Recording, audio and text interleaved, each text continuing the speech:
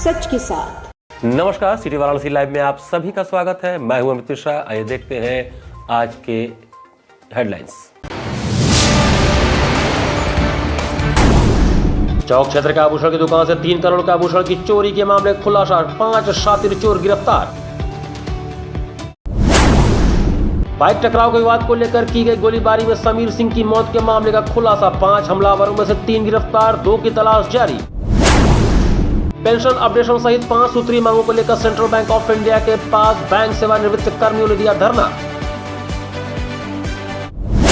और 72वीं senior national volleyball championship के छठे दिन सेमीफाइनल की जंग हुई तेज। महिलाओं में केरल व हरियाणा तथा पुरुष में रेलवे और सल्सेज ने बनाई जगह। और अब समाचार विस्तार से। शुक्रवार को पेंशन अपडेशन सहित लंबित मांगों को लेकर बैंक के सेवानिवृत्त कर्मचारियों ने जोरदार प्रदर्शन किया। पेंशन अपडेशन सहित लंबित मांगों को लेकर बैंक के सेवानिवृत्त कर्मचारियों ने शुक्रवार को जोरदार प्रदर्शन किया। लंका थाना क्षेत्र अंतर्गत सेंट्रल बैंक ऑफ इंडिया के क्षेत्रीय कार्यालय पर all India bank retirees federation AIBRF की यूपी जिला इकाई वाराणसी के बैनर तले 1 दिवसीय धरना प्रदर्शन का आयोजन किया गया। प्रदर्शन में बड़ी संख्या में बैंक के सेवानिवृत्त कर्मी शामिल हुए और सरकार व बैंक प्रबंधन के खिलाफ नारेबाजी की। धरना प्रदर्शन की मुख्य रूप से 5 सूत्री मांगे रही, जिनमें पेंशन अपडेशन प्रमुख रहा। इसके साथ ही वर्ष 2012 के बाद सेवानिवृत्त कर्मचारियों को विशेष भत्ते के आधार पर सेवानिवृत्त लाभ, IBA की समूह चिकित्सा बीमा योजना पर 0 GST लागू करने, रिटायर्ड कर्मचारियों के लिए IBA स्तर पर प्रभावी शिकायत निवारण तंत्र विकसित करने तथा अनुग्रह राशि की लंबित वार्षिक समीक्षा समेत अन्य मांगे शामिल रहीं। AIBRF के बैनर तले चल रहे इस आंदोलन का राष्ट्रव्यापी आंदोलन के दूसरे चरण के रूप में बताया गया, जो संसद के आगामी बजट सत्र तक अनवरत जारी रहेगा। संगठन के अनुसार AIBRF से देश भर के सार्वजनिक बैंकों के 3 लाख से अधिक सेवानिवृत्त सदस्य जुड़े हुए हैं। धरना स्थल पर AIBRF वाराणसी यूनिट के सचिव राधेश्याम मिश्र ने कहा कि सार्वजनिक क्षेत्र के बैंकों में संचालित पेंशन योजना पूरी तरह कर्मचारियों के अंशदान से बनी है। इस पेंशन फंड में वर्तमान में 3.5 लाख करोड़ रुपए से अधिक की राशि जमा है। उन्होंने कहा कि प्रत्येक वर्ष ब्याज से पेंशन भुगतान के बाद भी फंड में अधिशेष बढ़ रहा है। इसके बावजूद बीते 3 दशकों से पेंशन का अपडेशन नहीं किया गया, जो अत्यंत दुर्भाग्यपूर्ण है। धरना प्रदर्शन में Vasudev Oberoi, Vijay Kumar, Rajendra Singh, JN Singh, Kamleshwar Tripathi, NK Srivastava, Anil Pandey, Dwivedi वर्मार्या, RK Gaur, Purnendu Pandey सहित बड़ी संख्या में सेवानिवृत्त बैंक कर्मी उपस्थित रहे। प्रदर्शनकारियों ने चेतावनी दी कि यदि मांगे नहीं मानी गई तो आंदोलन को और तेज किया जाएगा। हमारी ये द्वितीय फेज का आंदोलन चल रहा है। हमारे AIBRF संगठन ने ये जो है द्वितीय फेज का जो आंदोलन शुरू किया है, ये नवंबर से शुरू हुआ द्वितीय फेज, जिसमें हमारी मांगे मुख्य रूप से पेंशन अपडेशन का है, जो 3 दशक से 30 वर्षों से पेंडिंग है, 1995 से। और हमारी जो स्पेशल अलाउंस होता है, जो बेसिक पेंशन का पार्ट होता है, उसको अलग कर दिया गया और उस पर हमें पेंशन नहीं दिया जाता है। ये हमारी दूसरी मांग है कि स्पेशल अलाउंस पर हमें जो है पेंशन दिया जाए। तीसरी मांग हमारी है कि इस ग्रेसिया जो 12वें द्वितीय समझौते के अंतर्गत इस ग्रेसिया दिया गया कि जब तक आपका पेंशन अपडेशन नहीं होता है तब तक इस ग्रेसिया आपको दिया जा रहा है और उसकी समीक्षा हर साल दर साल करते रहेंगे। लेकिन वो जो है 2024 से कभी भी रिवीजन नहीं हुआ, उसकी समीक्षा नहीं की गई। उसकी मांग है कि उसकी समीक्षा की जाए। हमारी जो रिटायरी यूनियन है उसको जो है IBA से और जो है DFS से वार्ता करने का अधिकार मिले रिटायरी यूनियन को। हमारे ये मांग हमारी पुरानी मांगे चली आ रही। मामूली बाइक की टक्कर में गोलीबारी कर 10वीं के छात्र की हत्या की घटना में 15 दिन बाद पुलिस ने 3 आरोपियों को गिरफ्तार किया, जबकि 2 अभी भी फरार हैं। बड़ागांव थाना क्षेत्र में नशे की हालत में आए 5 हमलावरों ने मामूली बाइक टकराव के विवाद को लेकर गोलीबारी की, जिसमें 10वीं कक्षा के छात्र समीर सिंह की मौके पर मौत हो गई। घटना के 15 दिन बाद पुलिस ने बड़ा खुलासा करते हुए 3 आरोपियों को गिरफ्तार किया है, जबकि 2 फरार हैं। DCP गोमती आकाश पटेल ने शुक्रवार को पुलिस लाइन सभागार में प्रेस कॉन्फ्रेंस कर बताया कि आरोपी करण प्रजापति, प्रेम शंकर पटेल, शुभम मौर्य, आकाश पाल और पवन पाल हैं। सभी खिलाफ पहले से कई आपराधिक मामले दर्ज हैं। पूछताछ में पता चला कि 5 SMS कॉलेज के पीछे थाना रोहनिया क्षेत्र में शराब पीकर 2 बाइक पर साधोगंज की ओर जा रहे थे। दयालपुर गांव के पास एक बाग में पेशाब के लिए रुके तो आकाश पाल के पैर में पीछे से आई बाइक ने टक्कर मार दी। नशे में गुस्साए हमलावरों ने बाइक सवार रामू और उनके साथी पर हमला कर दिया। झगड़े के दौरान गोली चलाई गई, जिसमें रामू घायल हुए। भागने के लिए उन्होंने गुजर रहे निर्दोष छात्र समीर पर गोली मारकर उसकी बाइक छीन ले फरार हो गए। समीर की छाती में गोली लगने से मौत हो गई, जबकि 2 अन्य घायल हुए। पुलिस ने 3 आरोपियों को दबोच लिया और शेष की तलाश जारी है। ये 3 व्यक्ति एवं इनके साथ के 2 अन्य साथी पवन पाल और आकाश पाल, ये अपने अन्य साथियों संदीप यादव एवं 2 अन्य से मिलने के जनसा जा रहे थे। इन्होंने वहां पहुंच करके शराब पी और वापसी में लौटते समय इनका रास्ता वही था जहां पर घटना हुई है। लौटते समय घटनास्थल पर इनके द्वारा रुक करके यूरिनेशन के लिए इनके द्वारा रुका गया और उसी दौरान पीछे से जो वादी मजरूब हैं रामू यादव, अभिषेक यादव, वो आ रहे थे, जिनकी गाड़ी गलती से इनसे टकरा गई। इसके बाद इन लोगों में मारपीट होनी शुरू हुई और वादी के द्वारा हल्ला मचाने पर गांव के जब लोग इकट्ठे होने शुरू हुए, इन्होंने भागने के क्रम में रामू को गोली मार दी थी। उसी दौरान जो अन्य अपराधी इनके साथी थे उन्होंने बाइक लेकर के भागने का प्रयास किया और जो बचे हुए 3 अपराधी थे इनको बाइक चूंकि चाहिए थी तो वहीं से समीर सिंह गुजर रहा था और उन्होंने उसको गोली मार करके समीर सिंह की बाइक ली और वहाँ से लेकर के भाग गए। जो 5 अपराधी अभी बचे हुए हैं उनमें दीपक यादव, संदीप यादव, मनीष यादव, पवन कुमार पाल और आकाश पाल, ये हमारे 5 बचे हुए हैं। इनमें से संदीप यादव और पवन कुमार पाल ये पूर्व में भी हत्या के अपराध में जेल जा चुके हैं, दोनों अलग अलग मुकदमे हैं। इसके अलावा इन पे संदीप पे तकरीबन 10 मुकदमे और पवन पे लगभग 6 मुकदमे हैं। इन सभी की गिरफ्तारी के लिए टीम गठित कर दी गई। शीघ्र ही इनकी गिरफ्तारी करके मामले को अंजाम तक पहुंचाया जाएगा। चौक क्षेत्र में 3 करोड़ के आभूषण चोरी मामले में चौक थाने की पुलिस और एसओजी टीम ने 5 शातिर चोरों को गिरफ्तार कर 100% बरामदगी का दावा किया। वाराणसी के चौक थाने की पुलिस और एसओजी टीम ने चौक क्षेत्र के आभूषण की दुकान से 3 करोड़ के आभूषण की चोरी के मामले में 5 शातिर चोरों को गिरफ्तार कर लिया है। पुलिस का दावा है कि 100% बरामदगी कर ली गई है। पुलिस टीम ने इन चोरों को बेनियाबाग कूड़ा खाना के पास और कैंट रेलवे स्टेशन माल गोदाम के पास से गिरफ्तार किया। पुलिस ने इनके पास से और इनकी निशानदेही पर 20 गले के छोटे बड़े सोने के हार, कनौती 30 जोड़ी, 79 नथ का लर, 400 अंगूठी, 69 छोटे बड़े मंगलसूत्र, 11 जोड़ी ब्रिजबाली, 68 34 जोड़ी गुटी झुमका बरामद किया है। अपर पुलिस उपायुक्त टी शर्मन और सहायक पुलिस आयुक्त दशाश्वमेध अतुल अंजान त्रिपाठी ने शुक्रवार को पुलिस थाने से सभागार में घटना खुलासा करते हुए 5 शातिर चोरों को मीडिया के सामने पेश करते हुए बताया कि पकड़े गए चोरों में जौनपुर जिले के मड़ियाहू थाना क्षेत्र के बारी गांव निवासी दीपेश चौहान, गाजीपुर जिले के खानपुर थाना क्षेत्र के मौधा गांव के विकास बेनवंशी, शुभम विश्वकर्मा, सैनुद्दीन अंसारी, पश्चिम बंगाल के पश्चिमी मेदिनीपुर के गोपालपुर गांव के तारक घोराई को गिरफ्तार किया गया। उन्होंने चौक थाना क्षेत्र के आभूषण की फर्म से 5 जनवरी को 3 करोड़ के आभूषण की चोरी की थी। दूसरे दिन 6 जनवरी को घटना की जानकारी के बाद फर्म मालिक ने थाने में रिपोर्ट दर्ज कराई। घटनास्थल के आसपास के सीसीटीवी फुटेज और कमांड सेंटर फुटेज खंगाले गए। सर्विलांस और मुखबिर की मदद ली गई। इसके बाद आरोपित गिरफ्तार किए गए। इस घटना में संलिप्त 5 अभियुक्तों को गिरफ्तार करके आज जेल भेजा जा रहे हैं, जिनके कब्जे से जो चोरी हुए 2 किलो 122 ग्राम सोना 100% रिकवरी 48 घंटे के अंदर सुनिश्चित की गई है। इस सराहनीय कार्य के लिए पुलिस आयुक्त महोदय द्वारा 1 लाख रुपए की नगद पुरस्कार घोषित की गई है और ये इनका पूरा क्रिमिनल हिस्ट्री जनपद वाराणसी, गाजीपुर, आजमगढ़ और कोलकाता से भी खंगाला जा रहा है। ये उल्लेखनीय बात है कि इस पूरा घटनाक्रम में मेन इन्वॉल्वमेंट जो मुख्य प्लानिंग में ये तारक जो केयरटेकर है उसका इन्वॉल्वमेंट है और साथ ही साथ इसका दोस्त विकास और शुभम, इन तीनों का एक्चुअल प्लानिंग में इन्वॉल्वमेंट था और इनके सहयोग करने के लिए दीपेश चौहान जो उस मकान का एक चाबी का डुप्लीकेट बनवाया और तीसरा जो साइनुद्दीन ये घटना के लिए अंदर जाते हुए सीसीटीवी फुटेज में दिख रहे हैं। ये पूरा घटनाक्रम ऐसे हुए कि तारक से पहले विकास ने एक चाबी लिया और उसका डुप्लीकेट बनवाया गया और तारक को एक पार्टी जाने के बहाने में बाहर जाता था। इस दौरान सैनुद्दीन अंसारी द्वारा डुप्लीकेट चाबी इस्तेमाल करके अंदर जाके वो चोरी की है और पुलिस को गुमराह करने के उद्देश्य से ये शीशे को तोड़ा गया ताकि ये ऐसे दिखे कि कोई अनजान व्यक्ति फोर्सफुली अंदर एंट्री करके चोरी की। चौक पुलिस की इस पहल पर उत्तर प्रदेश स्वर्णकार संघ के प्रदेश अध्यक्ष एवं महामंत्री शैलेश वर्मा के द्वारा थाना चौक प्रभारी दिलीप मिश्रा का अभिनंदन किया गया। इस दौरान प्रमुख रूप से अनूप जायसवाल, मनोज सेठ, गणेश सोनी, धनंजय सोनी, सतीश वर्मा, अनिल सेठ, सोनू सेठ, प्रकाश सेठ, दयाशंकर सेठ सहित दर्जनों लोग उपस्थित रहे। हम अपने पुलिस प्रशासन को तहे दिल से बहुत बहुत बधाई दे रहे हैं, जो कि इनकी लगातार मेहनत होती है। ये पूर्वांचल की सबसे बड़ी जेवर की मंडी है, ज्वेलरी की मंडी है। यहाँ पर लगातार पुलिस की गश्त पिकेट चलती है, जहाँ पे कोई भी अपराध की गुंजाइश नहीं होती है। लेकिन उस बीच में भी एक घटना अभी घट गई थी 4 दिन पहले, जिसका सफल अनावरण करते हुए पुलिस प्रशासन ने पूरे माल की बरामदगी की और चोरी करने वालों को पकड़ा है। इसके लिए हम बहुत बधाई देते हैं, धन्यवाद देते हैं अपने एसीपी महोदय को, अपने इंस्पेक्टर महोदय को और यहाँ पे लगे हुए सारे पुलिस प्रशासन की टीम को। और हम उनसे एक आग्रह भी करेंगे कि आपकी ये जो मेहनत है ये लगातार बनी रहे, ताकि हम सराफा व्यवसायी व हमारे बाहर से आने वाले व्यापारी लगातार अपने आप को सुरक्षित महसूस करें।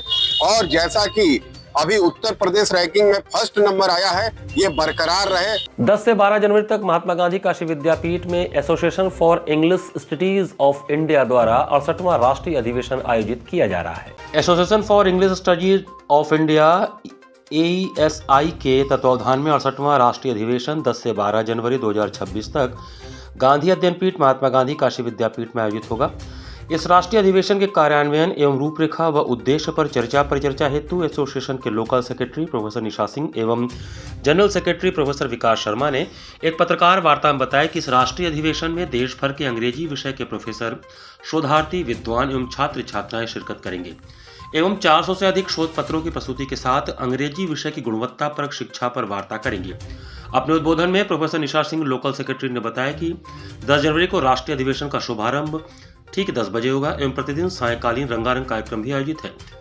जनरल सेक्रेटरी प्रोफेसर विकास शर्मा ने कार्यक्रम की रूपरेखा की चर्चा करते हुए बताया कि इस राष्ट्रीय अधिवेशन में प्रोफेसर मकरंद परांजपे जैसे विद्वान को सुनने का अवसर सभी सहभागियों को प्राप्त होगा। शोध पत्रों की प्रस्तुति के लिए लगातार टेक्निकल सेशन चलाए जाएंगे। 8वां all India English teachers conference आयोजित कर रहा है 10, 11 और 12 जनवरी को। ये 3 दिवसीय कार्यक्रम है। इसमें पूरे भारत से करीब 500 प्रोफेसर्स, अंग्रेजी के अध्यापक आ रहे हैं जो इसमें प्रतिभाग करेंगे। इसमें 492 पेपर्स पढ़े जाने हैं। 43 सत्र हैं हमारे और ये सभी सत्रों में सभी प्रोफेसर्स और रिसर्च स्कॉलर्स अपने पेपर्स का वाचन करेंगे। ये जो अवसर है ये विद्यापीठ को ये इतिहास में अंग्रेजी विभाग को पहली बार मिला है। अंतरजनपदीय चोर गिरोह का भंडाफोड़ करते हुए लालपुर पांडेपुर पुलिस ने 4 शातिर चोरों को गिरफ्तार करते हुए उनके पास से आभूषण, नकदी और एक मोटरसाइकिल बरामद किया। लालपुर पांडेपुर पुलिस ने एक अंतरजनपदीय चोर गिरोह का भंडाफोड़ कर 4 शातिर चोरों को गिरफ्तार किया, जिनके पास से लाखों रुपए के आभूषण, नकदी और चोरी में इस्तेमाल मोटरसाइकिल बरामद हुई। राम जानकीपुरम लमही निवासी अमित कृष्ण राय ने शिकायत की थी कि 31 दिसंबर की रात वे गांव गए थे। लौटने पर घर में सेंध लगाकर चोरी हुई। चोरों ने सोने चांदी के आभूषण और नकदी लूट ली। गिरफ्तार आरोपियों में सरगना दीपक पटेल, अभिषेक राजभर, आयुष उर्फ लड्डू और मनोज पटेल शामिल हैं। बरामदगी में 4 कंगन, 2 झुमके, लक्ष्मी नारायण और शेष नाग की मूर्ति, 6 चांदी के सिक्के, 1 चांदी की मछली, 1 चांदी का चम्मच, 5 जोड़ी चांदी के पायल, 21 चांदी की बिछिया, 1870 रुपए नगद और अपाचे मोटरसाइकिल शामिल है। एसीपी कैंट नितिन तनेजा ने बताया कि आरोपी नशे की लत के कारण पहले भी कई चोरियों में शामिल रहे हैं और जेल जा चुके हैं। सभी को जेल भेज दिया गया है। लालपुर थाना प्रभारी निरीक्षक राजीव कुमार सिंह की टीम ने इस कार्रवाई में अहम भूमिका निभाई। वादी जो है वो मुथूट फाइनेंस में एक कैशियर के रूप में कार्यरत हैं और उसकी मुकदमा उसमें पंजीकृत किया गया और दिनांक 8 जनवरी 2026 को जानकीपुरम चौराहे के पास से इन 4 अभियुक्तों को मैं सामान, जिसमें लगभग 100% रिकवरी हो गया है, सोने का कुछ जो सामान था और जिसमें कंगन भी थे, बिछिया भी थी और सामान था और लगभग 100% रिकवरी है। कैश में से उन्होंने कुछ पैसा उन्होंने खर्च किया है। कितनी की रिकवरी है सर? लगभग उसका कीमत का तो 8-9 लाख के करीब रहा होगा, 10 लाख के करीब है। सर किस तरह से चोरी करते थे, गैंग बना करते थे? देखिए, इनमें से एक व्यक्ति जो है दीपक पटेल, इसके खिलाफ पहले भी मुकदमे पंजीकृत हैं और 3 लोग जो थे वो अभी इस गैंग का पार्ट है। 3 लोग जो नए पहली बार जिनके खिलाफ मुकदमा पंजीकृत किया गया है, ये जो बंद मकान है उनको टारगेट करते थे और उसमें से चोरी किया करते थे। मकर संक्रांति पर्व पर काशी में पतंगबाजी का उत्साह चरम पर होता है। ऐसे में काशी सहित देश के अन्य हिस्सों से भी पतंग के कारीगर काशी आकर एक से बढ़कर एक पतंगों का निर्माण करते हैं। ऐसे ही कोलकाता से आए एक कारीगर नौशाद अली से सिटी वाराणसी लाइव ने बातचीत किया। मकर संक्रांति आते ही पतंगबाजी का उत्साह अपने चरम पर पहुंचने लगता है। पर्व में अब कुछ ही दिन शेष हैं और वाराणसी में पतंग बनाने और बेचने का दौर तेज हो गया है। हर साल की तरह इस बार भी देश के अलग अलग हिस्सों से कारीगर काशी पहुंच रहे हैं। इन्हीं में एक नाम है कोलकाता से आए कारीगर नौशाद अली का, जो पिछले कई वर्षों से पतंग बनाने के काम से जुड़े हुए हैं। नौशाद अली बताते हैं कि वह मूल रूप से कोलकाता के रहने वाले और वहीं पतंग बनाने का काम करते हैं। मकर संक्रांति के समय बेहतर आमदनी की उम्मीद में वह वाराणसी आते हैं। उनका कहना है कि वैसे तो वो पूरे 12 महीने काम करते हैं, लेकिन वाराणसी में पतंग का बाजार कोलकाता की तुलना में बेहतर रहता है। इसी वजह से यहाँ आकर काम करना फायदेमंद होता है। नौशाद के अनुसार पतंग बनाने में कागज, गोंद, कमानी और चादर का इस्तेमाल होता है। पतंग बनाने के लिए कागज दिल्ली से मंगाया जाता है, कमानी कानपुर से आती है, जबकि तुलसीपुर और कभी कभी कोलकाता से भी सामान मंगवाया जाता है। एक कारीगर दिन भर में अपने हाथ की सफाई और अनुभव के अनुसार 800 से 1200 तक पतंग बना लेता है। उन्होंने बताया कि उनके द्वारा बनाई जाने वाली पतंगें छोटी से लेकर बड़ी साइज तक होती हैं, जिनकी कीमत 1 रुपए से लेकर 10 रुपए तक होती है। हालांकि बढ़ती महंगाई ने इनके काम को काफी प्रभावित किया है। नौशाद का कहना है कि महंगाई इतनी बढ़ गई है कि लोग पतंग खरीदने से भी कतराने लगे हैं, जिससे कारीगरों की रोजी रोटी पर संकट खड़ा हो गया है। नौशाद अली ने सरकार से मांग की है कि पतंग कारीगरों की समस्याओं पर ध्यान दिया जाए। उन्होंने खतरनाक चाइनीज और लाइनिंग वाले मांझे पर पूरी तरह रोक लगाने की मांग की है। उनका कहना है कि चाइनीज मांझा बेहद जानलेवा होता है, जबकि वे लोग अपनी पतंगों में साधारण धागे का इस्तेमाल करते हैं। उन्होंने सरकार से अपील की है कि जो कंपनियां अवैध मांझा बेच रही हैं उन पर सख्त कार्रवाई की जाए। कारीगरों का कहना है कि यदि समय रहते उनकी समस्याओं का समाधान नहीं हुआ तो उनके परिवारों के सामने जीवन यापन का गंभीर संकट खड़ा हो सकता है। मकर संक्रांति से पहले पतंग बाजार में रौनक के बीच कारीगरों की चिंता भी साफ तौर पर नजर आ रही है। कागज लगता है, गोंद लगता है, कमानी साड्डा लगती है। रहने वाले हम कलकत्ता के हैं। अच्छा, वहाँ से यहाँ आए काम करने। अच्छा, कब आते हैं कलकत्ता से बनारस? देखिए ये तो सीजन के ऊपर है, सीजन में भी आ सकते हैं, जब मन तब आ सकते हैं, ऐसा कोई बात नहीं है। यहाँ काम तो 12 मास होती है। वहाँ थोड़ा पैसा कम है, यहाँ थोड़ा ज़्यादा है, इसका वजह से चले आते हैं। एक दिन में कितनी पतंग बना पाते हैं? एक दिन में देखिए हम लोग तो कारीगर का हिसाब और हाथ का हिसाब है, जितना बैठेंगे उतना काम होगा। 1000 पतंग, 1200 पतंग, 800 पतंग, मतलब जितना हाथ स्पीड है उतना हाथ आदमी काम कर सकता है। 500 का, 400 का। गाजीपुर जिले के अंधौ से वाराणसी इलाज के लिए आए अंकित यादव के ऑटो में खोए बैग को चंद घंटों में ही यातायात पुलिस ने बरामद कर पीड़ित को सौंपा। यातायात पुलिस की इस कार्रवाई की चहुं ओर प्रशंसा हुई। ट्रैफिक पुलिस का एक सराहनीय और मानवीय चेहरा आज उस समय सामने आया जब उनकी तत्परता से खोया हुआ बैग कुछ ही घंटों में सुरक्षित बरामद कर पीड़ित को सौंप दिया गया।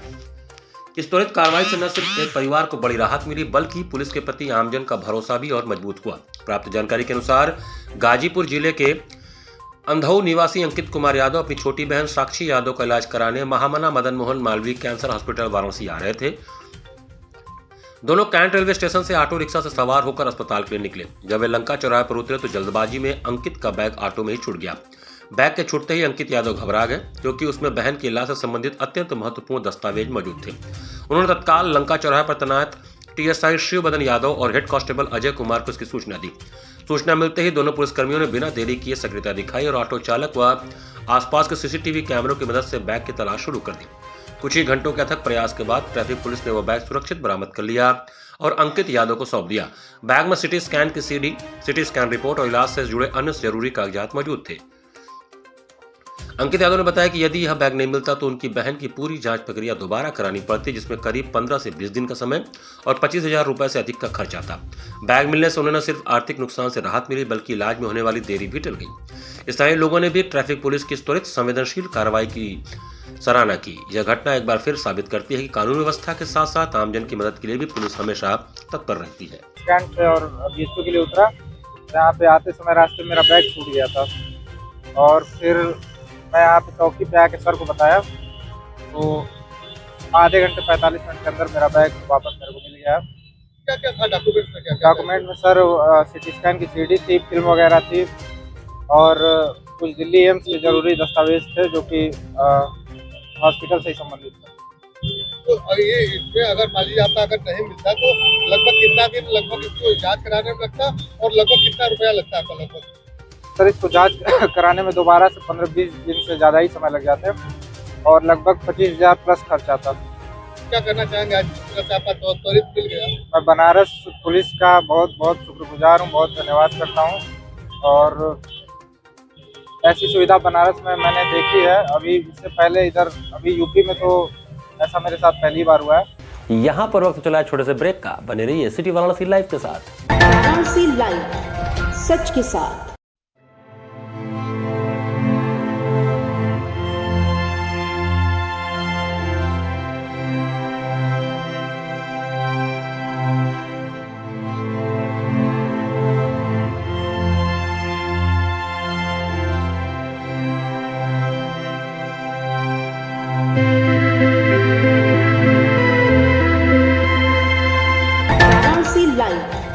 सच के साथ। ब्रेक के बाद आपका स्वागत है।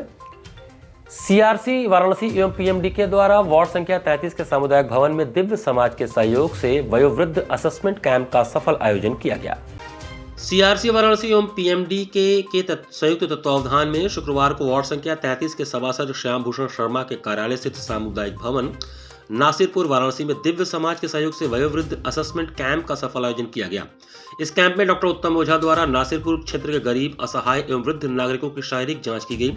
जांच के उपरांत जिन बुजुर्गों को घुटने, कमर अथवा गर्दन से संबंधित समस्याएं पाई गई, उन्हें भारत सरकार की योजना के अंतर्गत नी कैप, कमर बेल्ट, सर्वाइकल कॉलर सहित अन्य आवश्यक मेडिकल सहायक उपकरण प्रदान किए जाने हेतु पंजीकृत किया गया। इस अवसर पर सभासद श्याम भूषण शर्मा ने बताया कि यह कैंप भारत सरकार के दिव्यांगजन विभाग द्वारा संचालित वायोश्री योजना के अंतर्गत आयोजित किया गया है। इस योजना का लाभ उन्हीं महिलाओं एवं पुरुष बुजुर्गों को मिलेगा जिनकी आयु 60 वर्ष या उससे अधिक है तथा वार्षिक आय 45,000 रुपए तक है। उन्होंने बताया कि आज के कैंप में लगभग 150 असहाय लोगों को कंबल वितरित किया गया। एक किट की अनुमानित लागत लगभग 35,000 रुपए है, जिसे सरकार द्वारा पूर्णतः निःशुल्क उपलब्ध कराया जाएगा। सीआरसी के निदेशक ने बताया कि आज करौंदी क्षेत्र अंतर्गत आयोजित इस कैंप में पात्र वृद्धजनों की जांच कर उनका पंजीकरण किया गया है। जांच में योग्य पाए गए लाभार्थियों को आगे सहायक उपकरणों की किट प्रदान की जाएगी, जिसमें नी कैप, सर्वाइकल कॉलर एवं अन्य आवश्यक उपकरण शामिल है। इस अवसर पर अनिल सिंह, विकास दुबे, सुरेंद्र प्रजापति, जितेंद्र पटेल, धीरेन्द्र भैया, रवि पटेल, पुनीत प्रजापति, सत्येंद्र सिंह, दुर्गावती देवी, पप्पू विश्वकर्मा सहित बड़ी संख्या में स्थानीय नागरिक उपस्थित रहे। इस योजना का नाम है वायोश्री योजना, जिसके अंतर्गत हम लोग 60 साल के बुजुर्ग उनको उनके इनकम के आधार के ऊपर में सहायक उपकरण मुफ्त में देंगे। आज हम उसका जांच कर रहे हैं। जो भी हमारे वृद्धजन उसमें पात्र पाए जाएंगे उनका असेसमेंट करके रजिस्ट्रेशन करके फिर उसके बाद उनके वितरण का कार्यक्रम किया जाएगा। 60 प्लस वालों के लिए ये योजना है, गरीब और बुजुर्गों के लिए। हाँ, मेडिकल में सारी 35,000 तक के सामान इनको मुफ्त में दिया जाएगा जांच करके। उसी के लिए असेसमेंट कैंप का आयोजन हुआ है। इसका असेसमेंट के बाद जो तिथि निर्धारित करके वितरित किया जाएगा उपकरण, सहायक उपकरण दिव्यांगजन के लिए। ये योजना बराबर चलेगी जब तक लोग रहेंगे, लोग बराबर है। ये कोई शॉर्ट टर्म नहीं है, लॉन्ग टर्म। केरनडुब्बा सभागार काशी हिंदू विश्वविद्यालय में काशी इनोवेशन उत्सव का आयोजन किया गया, जिसमें 20 स्कूलों के विद्यार्थियों ने प्रतिभाग किया। काशी हिंदू विश्वविद्यालय के केरनडुब्बा सभागार में काशी इनोवेशन उत्सव का आयोजन किया गया, जिसमें वाराणसी के लगभग 20 स्कूलों के छात्रों ने प्रतिभाग किया। कार्यक्रम के दौरान संस्था के सीईओ एवं फाउंडर श्रेयांशु जायसवाल ने बताया कि इस आयोजन का मुख्य उद्देश्य बच्चों में नवाचार की सोच को विकसित करना है। उन्होंने कहा कि आज न केवल बनारस बल्कि पूरे भारत में बच्चे नवाचार की दिशा में आगे बढ़ना चाहते हैं, लेकिन उन्हें सीखने और मार्गदर्शन के लिए उचित मंच उपलब्ध नहीं हो पाता। उन्होंने बताया कि उनकी कंपनी के पास देश भर में 500 से अधिक मेंटर्स का मजबूत नेटवर्क है। यह कार्यक्रम DIC, BHU के सहयोग से तथा टाइटल पार्टनर कैटजी के साथ काशी हिंदू विश्वविद्यालय के केरनडुब्बा सभागार में आयोजित किया गया। संस्था अब तक वाराणसी के लगभग 20 स्कूलों तक पहुंच चुकी है, जहां बच्चों को नवाचार के विषय में प्रशिक्षित किया जा रहा है। लेकिन हमारी कंपनी के पास 500 से ज़्यादा मेंटर नेटवर्क है और हमने DIC, BHU के साथ और हमारे टाइटल पार्टनर कैटजी के साथ मिलकर इस मुहिम को शुरू किया है, जिसमें हमने अभी तो बनारस के 20 प्लस स्कूलों में पहुंचे हैं। वहाँ पे बच्चों को नवाचार के बारे में सिखाया है, इनोवेशन क्या होता है ये बताया है, और साथ ही साथ बच्चों को मौका दिया है कि वो अपने स्टार्टअप आइडियाज़ को पिच करें, आके यहाँ फाइनल स्टेज में दिखाएं। क्या देखते हैं आप बच्चे के अंदर में नवाचार की बात की जाए तो नए बच्चे में क्या चीज चेक करते हैं? नवाचार से हमारा कभी भी मतलब ये नहीं है कि आप आविष्कार करो। नवाचार अलग चीज़ है, आविष्कार अलग चीज़ है। नवाचार का मतलब ये है कि जो हमारे आसपास दुनिया में प्रॉब्लम, परेशानियां हैं, बच्चे उसका किस तरीके से नए नए तरीके से सोच के सोल्यूशन निकालते हैं। हम बच्चों को प्रॉब्लम सॉल्वर बना रहे हैं इस इनोवेशन की मुहिम के साथ। बच्चों को इनोवेटर्स बना रहे हैं, प्रॉब्लम सॉल्वर एंड थिंकर्स बना रहे हैं। नमो घाट पर आयोजित होने वाले सांस्कृतिक संध्या में दीनानाथ यादव एवं समूह का मनोहारी बिरहा गीत हुआ। गुरुवार को जिला प्रशासन वाराणसी में मंडलायुक्त S राजलिंगम तथा जिलाधिकारी सत्येंद्र कुमार के पहल पर आयोजित होने वाले सांस्कृतिक संध्या कार्यक्रम में वाराणसी के दीनानाथ यादव व उनके समूह के द्वारा बिरहा कार्यक्रम आयोजित हुआ। उन्होंने सर्वप्रथम काशी का महात्म्य से कार्यक्रम का सुंदर आरंभ किया। तत्पश्चात पारंपरिक सुंदर मंचन से समापन करते हुए प्रत्येक दर्शक के हृदय को स्पर्श किया। कार्यक्रम का संचालन धन्यवाद ज्ञापन तरुण कुमार सिंह ने किया। कार्यक्रम संयोजक अंशुमान महाराज रहे।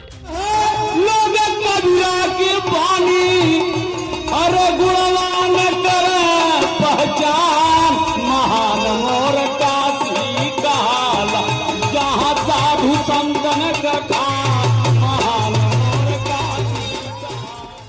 घाट संध्या कार्यक्रम में उज्जैन से पधारी शिप्रा जायसवाल का भरतनाट्यम नृत्य हुआ।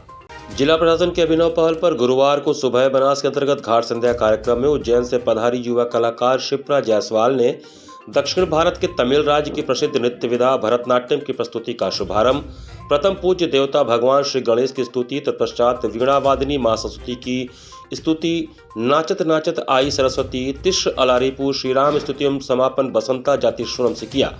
कलाकार ने पद लय ताल अंग संचालन एवं भावपूर्ण मुद्राओं के माध्यम से दर्शकों के हृदय को मंत्रमुग्ध किया। कलाकार को प्रमाण पत्र एवं आशीर्वचन सीमा केसरी ने प्रदान किया। कार्यक्रम का संयोजन सुबह बनास के सचिव एवं संस्थापक डॉक्टर रत्नेश वर्मा ने किया। कार्यक्रम का सफल संचालन सीमा केसरी ने किया। इस अवसर पर अवतंश जायसवाल, नेहा, रोहित चौधरी, विकास कुमार साहू सहित भारी संख्या में दर्शकगण उपस्थित रहे।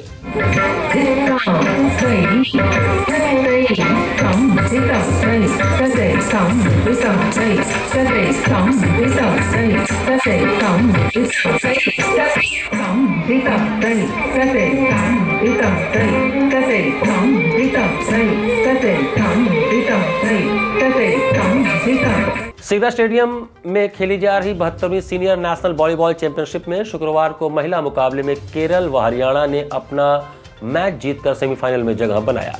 Doctor Sampurnanand sports stadium Sigra में आयोजित 72वीं सीनियर नेशनल वॉलीबॉल चैंपियनशिप अब अपने रोमांचक पड़ाव पर पहुंच गई है। नगर निगम की ओर से आयोजित प्रतियोगिता के छठे दिन शुक्रवार को खेले गए क्वार्टर फाइनल मुकाबलों में महिला में केरल व हरियाणा तथा पुरुष में रेलवे और सर्विसेज की टीमों ने अपने प्रतिद्वंदियों को शिकस्त देकर सेमीफाइनल का टिकट पक्का कर लिया है। महिला वर्ग के पहले क्वार्टर फाइनल मुकाबले में केरल की टीम ने उत्तर प्रदेश को सीधे सेटों में 3-0, 25-10, 25-20, 25-18 से हराकर टूर्नामेंट के सेमीफाइनल में अपनी जगह पक्की कर ली। पूरे मैच के दौरान केरल की खिलाड़ियों ने गजब का तालमेल और आक्रामकता दिखाई। राष्ट्रीय वॉलीबॉल चैंपियनशिप के महिला वर्ग में हरियाणा की टीम ने अपने शानदार प्रदर्शन को जारी रखते हुए पश्चिम बंगाल को एक तरफा मुकाबले में 3-0 से हराकर सेमीफाइनल में प्रवेश कर लिया है।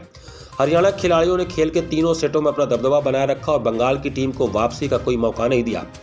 हरियाणा ने यह मैच 25-16, 25-22 और 25-19 के अंतर से अपने नाम किया। पुरुष वर्ग के पहले क्वार्टर फाइनल में वॉलीबॉल का जबरदस्त रोमांच देखने को मिला, जहां इंडियन रेलवे ने हरियाणा की कड़ी चुनौती को 3-1, 25-20, 25-17, 22-25, 25-23 से पार करते हुए सेमीफाइनल का टिकट कटा लिया। पुरुष वर्ग में सर्विसेज ने अपना दबदबा कायम रखते हुए राजस्थान को 3-0 से हराकर सेमीफाइनल का टिकट पक्का कर लिया। पूरे मैच के दौरान सर्विसेज के खिलाड़ियों ने गजब का तालमेल और आक्रामक खेल दिखाया। हालांकि तीसरे सेट में राजस्थान ने वापसी की भरपूर कोशिश की, लेकिन सर्विसेज की रणनीतिक बढ़त के आगे वे सफल नहीं हो सके। सर्विसेज की इस जीत में विक्रम ने मुख्य अटैकर की भूमिका निभाते हुए स्कोरबोर्ड को तेजी से आगे बढ़ाया। शिखर एस ने नेट पर अपनी फुर्ती से सबको चौंकाया, जबकि शमशुद्दीन ने डिफेंस और अटैक के बीच बेहतरीन संतुलन बनाए रखा।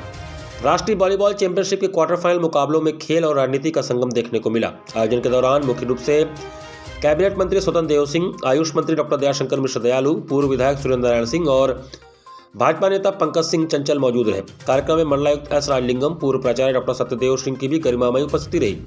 इससे पूर्व आयोजन समिति के अध्यक्ष व महापौर अशोक कुमार तिवारी और सचिव सर्वेश पांडे ने अतिथियों का भव्य स्वागत किया।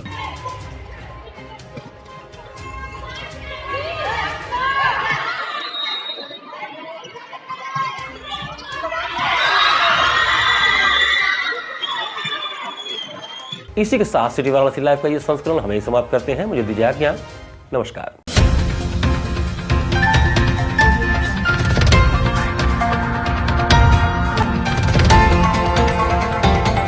वाराणसी लाइव, सच के साथ।